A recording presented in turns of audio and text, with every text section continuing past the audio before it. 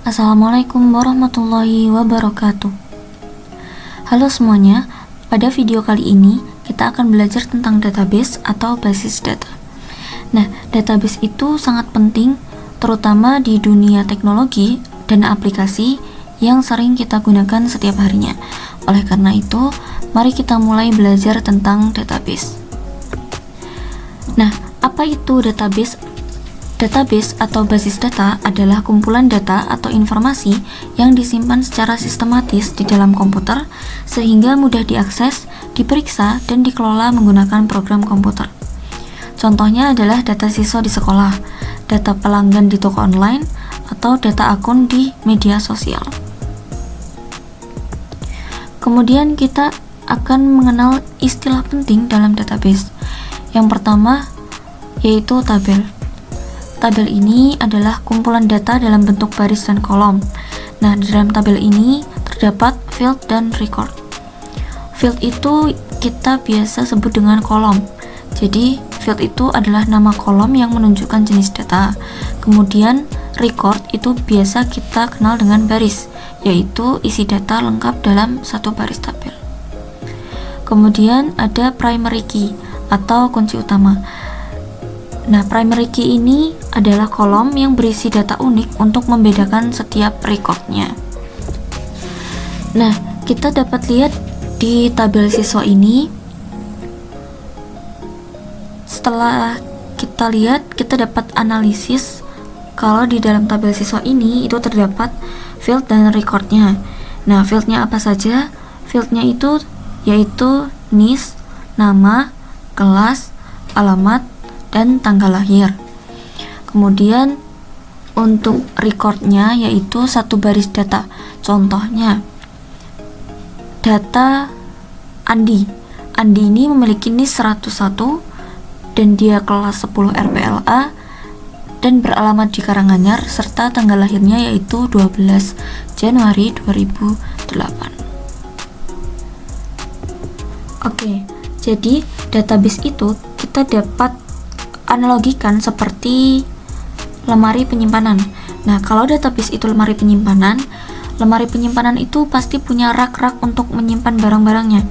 Jadi, rak-rak tersebut itu kita misalkan dengan tabel. Jadi, karena lemari mempunyai banyak rak, maka database itu dapat menyimpan banyak tabel. Kemudian di dalam tabel tersebut kita bisa memasukkan map arsip nih.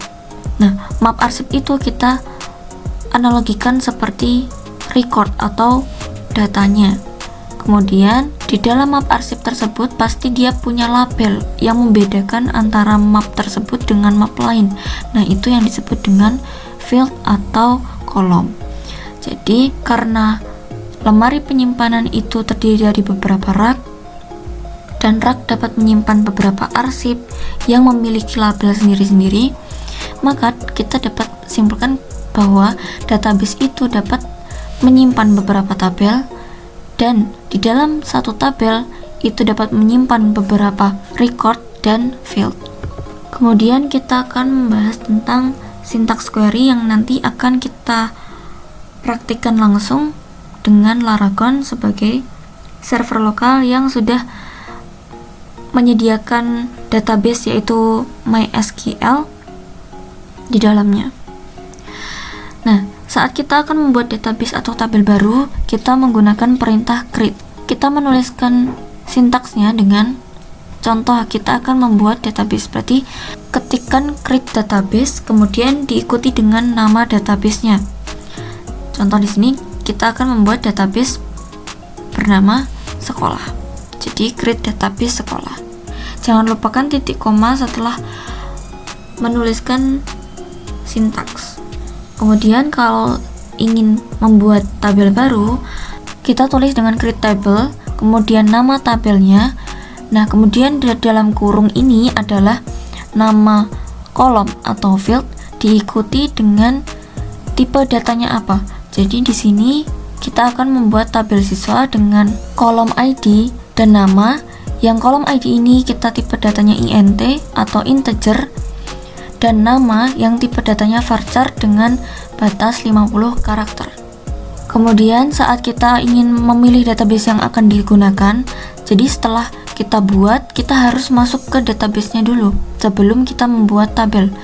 Nah, saat ingin memilih database yang akan digunakan, kita menggunakan perintah use.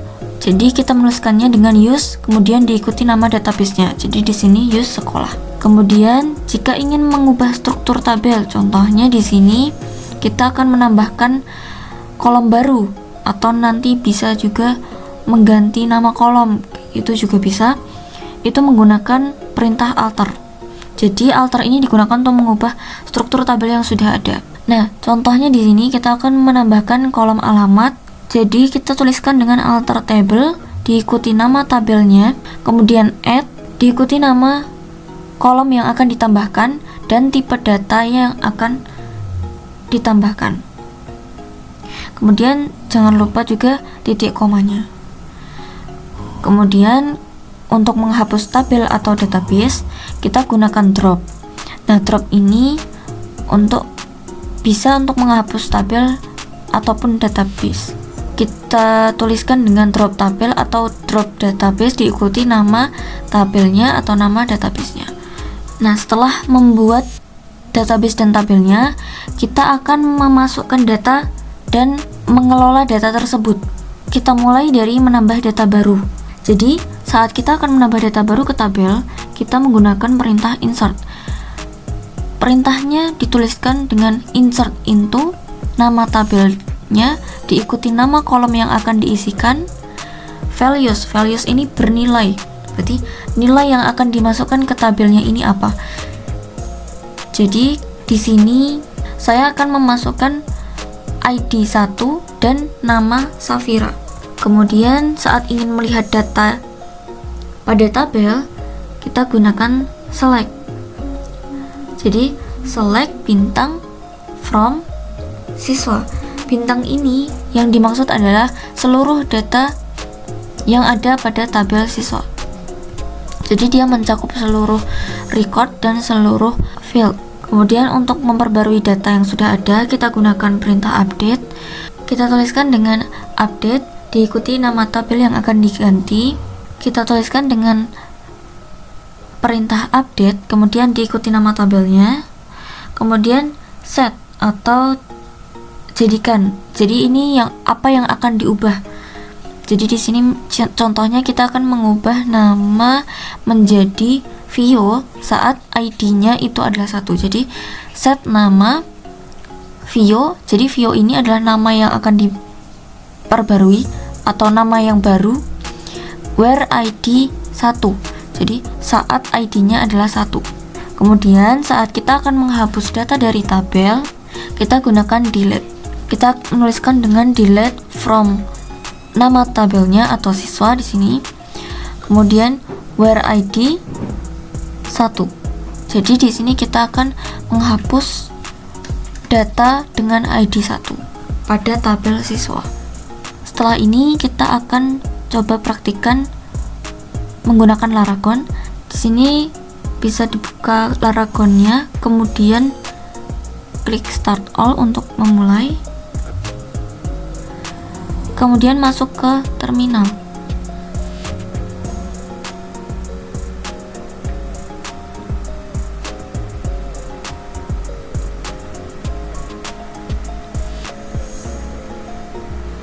Nah, untuk masuk ke database MySQL, kita gunakan perintah MySQL -u root -p. Jadi ini maksudnya adalah MySQL dengan usernya defaultnya adalah root, kemudian passwordnya itu defaultnya adalah 0. Jadi kemudian kita enter, ini di enter saja. Nah, ini kita sudah masuk ke MySQL-nya. Kemudian kita akan mengecek terlebih dahulu di dalam database MySQL-nya kita itu ada database apa saja. Jadi kita ketikkan show databases. Jangan lupakan titik koma. Nah, di sini saya sudah memiliki database DB siswa. Kemudian biasanya ini adalah default. Jadi information schema, MySQL performance schema, dan SCS ini sudah bawaan dari MySQL-nya. Jadi jangan di apa-apakan. Kemudian kita akan membuat database baru. Jadi kita akan mengetikkan create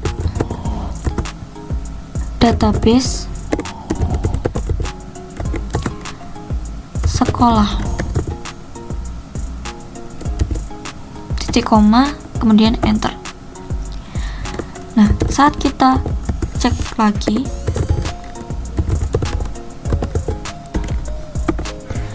nah di sini sudah ada database sekolah.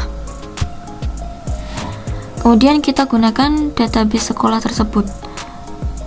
Use sekolah, titik koma, enter.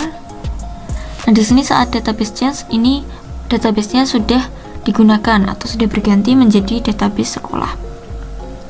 Setelah kita membuat database sekolah, kita akan membuat tabel baru. Jadi kita ketikkan perintah create table siswa dengan kolom ID, tipe datanya INT, dan nama, tipe datanya varchar.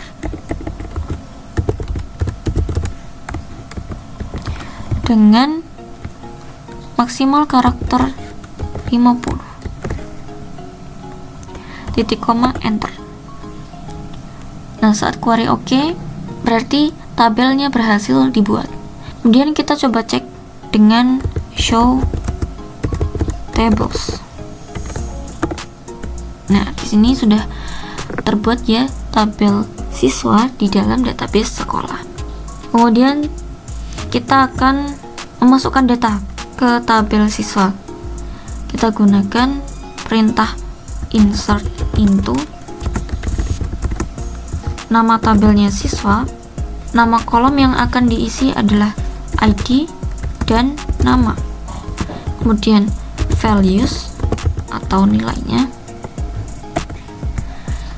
Nah, di sini saya akan menambahkan langsung dua data. Jadi satu namanya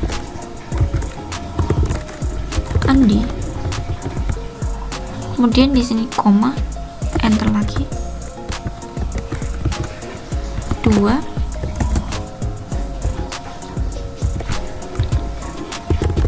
Sekar,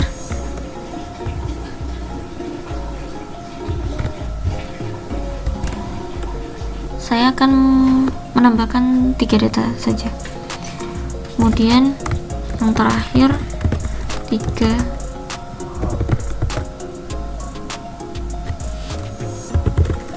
self. Saat sudah selesai, jangan lupa untuk titik koma, enter. Nah, query OK, 3 rows affected. Jadi 3 baris sudah dimasukkan ke dalam tabelnya. Kemudian kita coba tampilkan dengan select bintang from siswa. Nah, di sini data yang tadi kita masukkan sudah berhasil masuk. Kemudian kita akan coba untuk update. Jadi saya ingin mengganti ID nomor 2 ini, namanya saya ganti menjadi Salsa. Jadi saya akan ketikkan perintah update siswa, set nama sama dengan, karena tipe datanya varchar maka harus memakai tanda petik Salsa, where ID sama dengan 2 titik koma, enter. Kemudian kita coba tampilkan lagi.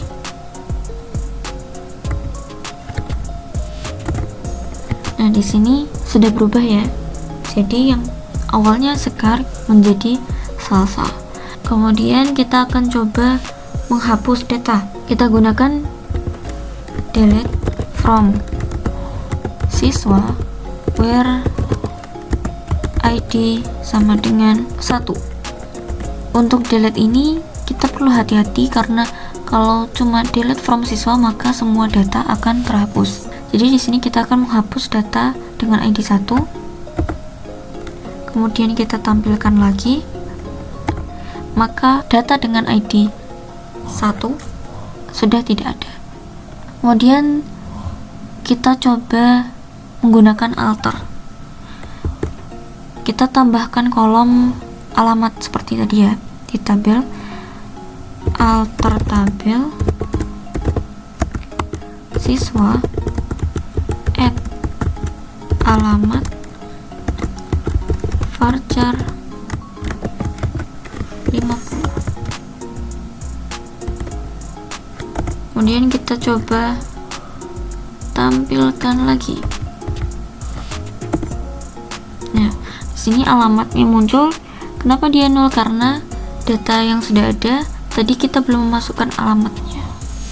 Oke, kemudian kita akan mencoba untuk drop. Karena drop ini menghapus tabel, maka nanti tabelnya yang sudah ada ini akan hilang. Jadi drop table siswa. Kemudian saat kita show tables, maka dia kosong. Jadi database ini, database sekolah tadi yang kita buat akan kosong kembali. Kemudian saat kita ingin menghapus database-nya, database sekolah, maka saat kita show database sekolah menjadi tidak ada. Mungkin cukup sekian penjelasan tentang database pada video kali ini. Terima kasih. Wassalamualaikum warahmatullahi wabarakatuh.